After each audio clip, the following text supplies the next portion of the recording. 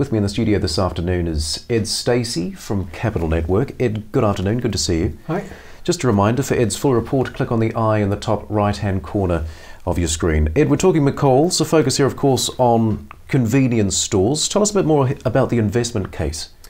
Yes, I mean, as you'd expect, you're talking about a sort of low cyclicality, fairly dependable type of investment. Obviously, low cyclicality inherent in a convenience store business, but also this is a business with very strong cash flows. It's a 99% cash conversion was the average over the last 3 years. So that's operating cash flow from EBITDA. It was 120% last year.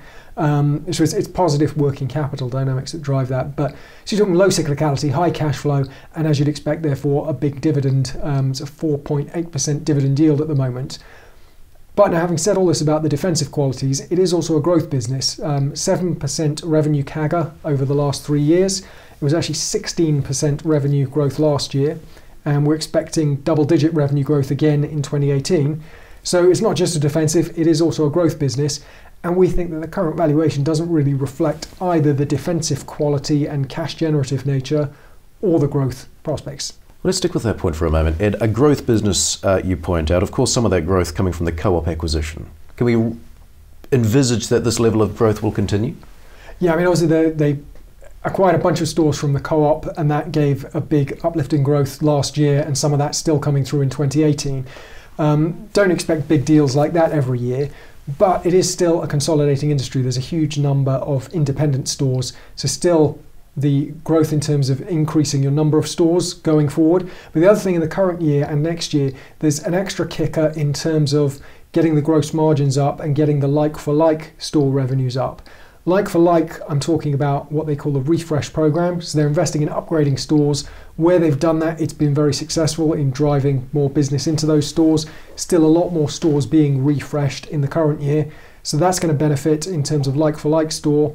And then the gross margins, you have the Morrisons deal, which they've talked about. They have Morrisons as a supplier now, and that also gives them the Safeway brand as a kind of in-house brand.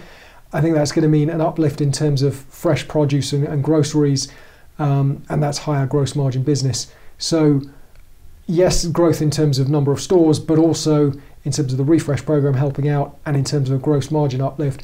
Absolutely, I think the growth carries on going forward. And for this, you're paying just around about a 10 times PE now.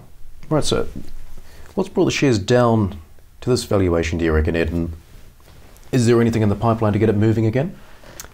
Yeah, I mean, it's been a difficult sort of last 6 months in some ways for UK retail sector, and I'm talking sort of macro issues that you can read about in the newspapers every day. In terms of McColl's specifically, there was the bankruptcy of P&H, the wholesaler. That was during the fourth quarter of last calendar year, but it then had some impact coming into the starting part of the current calendar year. So it's been a sort of slightly tougher time with that P&H bankruptcy. Going forward, it doesn't really matter because now they've got the Morrisons deal in place, and once that's fully rolled out and the Safeway's brand fully rolled out across all their stores, you're going to forget all about the fact they ever used to deal with P&H. But it does mean you've had this transition period. It means the first half of the current financial year is a bit slower. And so in terms of that share price that you've talked about, I think, it's come down to a level where I think people are extrapolating maybe the last sort of 4 months or so of slightly softer performance. Not disastrous, by the way. You read the trading statement, it's not a huge hit from P&H. But if you take that kind of performance and extrapolate forward, you get to the current share price valuation. And what I think will correct that as we go on through the year is people will see as the Morrisons deal is rolled out through all their stores, things will pick up, you will get out of the slightly slower patch, and that's what I think drives the share price re-rating. Ed, thanks very much for your analysis there. A reminder, for Ed's full report, click on the eye in the top right-hand corner of your screen.